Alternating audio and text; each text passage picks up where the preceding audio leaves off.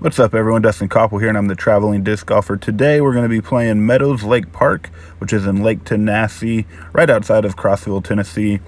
Hole 1, pretty straightforward shot. This one you can flex or kind of flex forehand, something that'll flip a little, but pretty straightforward shot. So we did not film us playing the front nine. It was a little foggy. Didn't have the greatest view when throwing, so we're just kind of doing a walkthrough on the first nine. Back nine we'll play. Hole 2, really cool shot. Got to hit the gap, going over a huge meadow, landing near the basket. Just a nice hyzer. There's a huge spike hyzer line as well. Hole 3, once again, got to hit the gap. We all threw just a little flex forehand on this one. We played with some putters as well. You can just throw those straight. Pretty straightforward shot. This one, beautiful shot going over a little creek there and then landing in this meadow. There is a huge forehand line. If you're a right-handed player or left-handed player, you can throw a huge hyzer going over the trees and crashing pretty close to the basket. Definitely a fun one, or throwing something straight.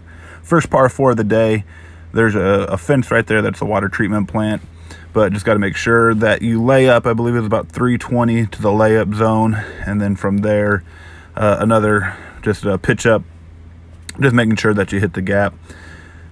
This one, once again, pretty straightforward shot. Something you can throw backhand turnover, sidearm. If you're righty, lefty, just a basic hyzer, but just making sure that you watch out for those first trees. Other than that, it'll just glide up the hill. This one, 398 par 3, somewhat tough. You got that tree kind of gets in the way of a powerful backhand, but you can get lucky through there and just have it crash through the tree. Otherwise, it's something that'll kind of flip late for you. This one, once again, pretty simple shot. Just a big turnover or sidearm. But the cool thing is they're going to have 2 baskets on a lot of these here in the near future. Once again, just making sure that you hit the gap on this one.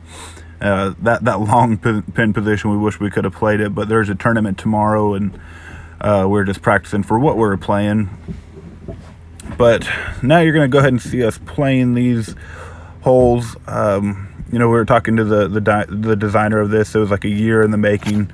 Still fairly new course. So definitely check this out. A lot of fun, a lot of cool gaps that you got to hit. A lot of straight shots. So you got to have a lot of good control in the woods as well. And then some great open ones. This one kind of goes small gap, opens up a little bit. Then you'll see here in a second that we're going to get to the guardian trees, but we'll open up to a really pretty green. And they did a great job using the trees to kind of build a little barrier there as well. So playing with Tanner and Nick. Tanner's about to tap in his birdie. Me and Nick took a par. So this right here is kind of a cool one as well. You got the gap right there, but you can go right or left of it. Me and Tanner both go left, and we both ended up parking the hole. Nick ended up going to the right gap, and you're going to see that when we get down there, if you do that, it's going to leak a little too far right if you're throwing sidearm. There's no huge spike shots on this one. As you can tell, those are very mature trees. Pretty difficult to throw over them, but I'm sure someone out there could do it. So this basket, this pin position is right on the edge of a hill, so you got to be cautious with your putting. As you can tell, Nick's went a little bit further if you're trying to run it.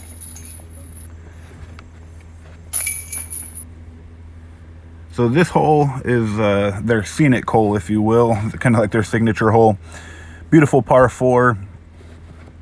Wide open in the meadow, but they have OB on the sides. The tall grass is kind of forming that, and it challenges you a little bit. You got to make sure that you can throw something to get past that first little dogleg right, if you will.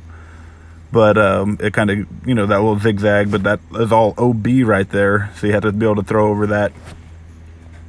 And Nick here is the furthest thrower out of all of us. He tried to crush a couple of them, and he still had about 120 to the basket. So it plays just under 600, but it is all of 600. because it is going downhill, then back uphill. So that elevation change kind of makes it a little challenging to get there. But, you know, I'm sure some of the top pros in the world could easily do it. Now, when we're fooling around with the layup game, as you can tell, Nick throws a little bit further behind it, and I end up deciding to see what it's like to crash right in front. And if you're behind, you definitely have a death putt here. Just got to watch that. He got very lucky that it didn't roll on him. Tanner came up just a little short on that approach shot, and then I just had a little turbo putt there for birdie. This next hole, really fun one to have a huge spike hyzer crash into the woods, or you can take that gap that we just walked through. So I'm selecting to throw just this huge crashing spike hyzer. Leaked a little too far right, but still ended up maybe like 50 feet pin high. If you try to go through that gap, there's a lot of stuff that can get in the way, especially if you do make it. There's still a ton of trees in there.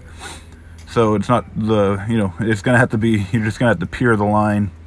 Both of them were able to make the initial gap, but, you know, there's so many trees in there that they had a hard time getting all the way to the basket. And then here's my first shot. And like I said, I leaked it a little too far right, but still was able to get there. And then all of us are going to tap it in for a par.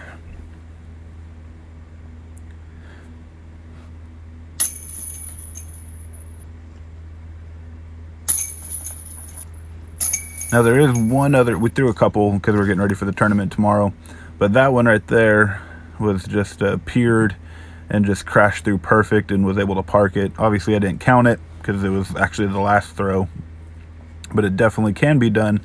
This next one, really unique hole. You're on top of a rock, and about 20 feet in front of you is where it drops off. There is a path to the right, but definitely a tight wooded hole. You got to beat that first initial tree, and if you can get around it, preferably going to the right and then letting it hyzer in. If you go left, you're going to end up in, they're not thick trees, but you are going to end up in the trees and have a lot of obstacles in your way.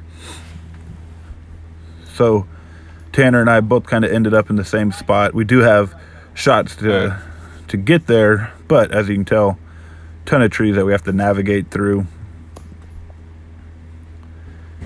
Now Nick here was playing his second shot. He just piered one, or actually that's Tanner tapping in, but as you can see Nick right there, he piered one through the gap. So you definitely can get there. It is very difficult though.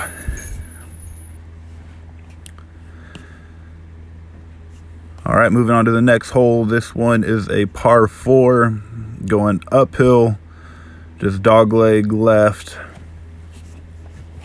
And creek is OB if you're surrounded by water. So we all actually selected to kind of throw a little turnover sidearm here.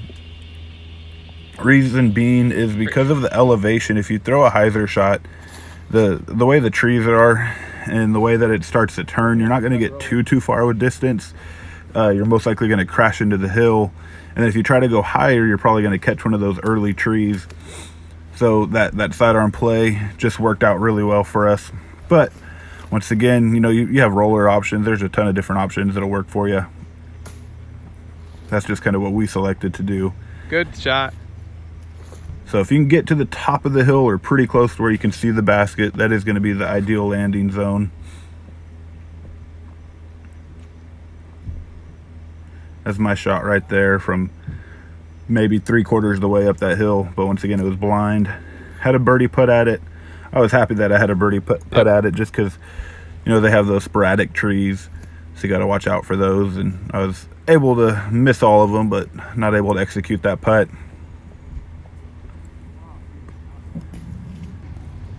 And they have the MVP black hole baskets here. Catch amazingly. Beautiful baskets.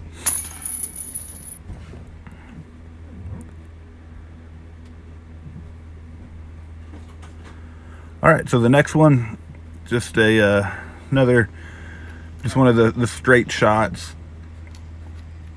There's a lot of these that you got to hit, and I just early released that sidearm right into the ground. So Nick's did not flex as much as he wants, but the flex forehand was a great one. If you can hyzer flip something, you can kind of play around the trees as well. So a lot of cool little lines on this hole. Spoiler, he makes this. Great birdie putt. Tanner was trying to match that as well and just came up a little short. And then I am shooting from way back there. Did not execute that one as well. But anytime, these are my favorite putts right there. Whenever there's a tree, and you guys may like this too, whenever you have a tree that's kind of giving you an aiming point and the basket's right behind it, I find that I'm very successful with those. So here we are to another par 4, hole 17. This was actually a ginormous tee pad. It looks like this has been there for another structure. But it's a very, very unique hole. There wasn't like a defined fairway, so I'm actually playing way left and going to be throwing a roller here. And executed it pretty well. Oh, I still got it. Now, I'm sure eventually they'll probably put up a Mando to prevent stuff like that and force you to play kind of the defined fairway that they're trying to get. But you have a lot of low hanging limbs. So this hole was challenging if you do not have a good look at the basket. So I had to have a little flex forehand there. But like I said, the roller ended up extremely well for me. And they're both laying up for their, just to tap in their pars.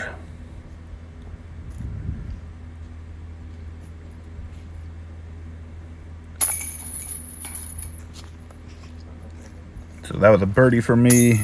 Nick's taking a par. And then Tanner took a par as well, just tapping in. Hole 18.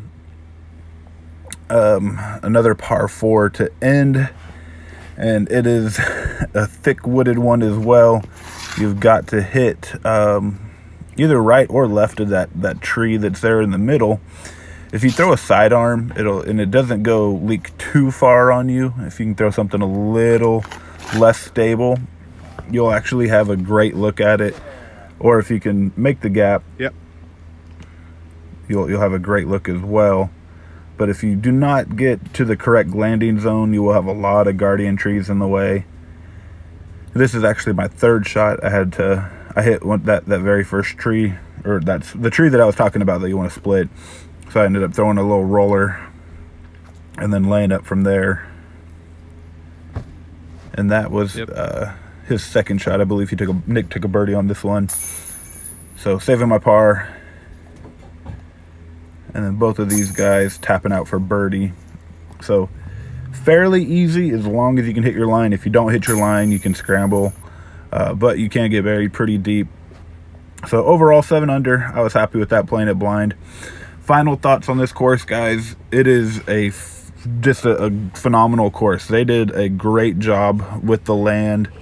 I'm really excited to see the long positions as well. I know we were talking to the designer today, and he said that it's a goal that they're working on, hopefully getting those in the next couple months and having them out there as well. But overall, excellent course. Once it gets played a little bit more in the woods, a lot of stuff will be walked down. You'll just be able to have a little bit more skips and whatnot, but definitely recommend this one. Meadow Lake Park, near Crossville, Tennessee. If you guys ever get a chance, check it out. Take care and subscribe to the channel.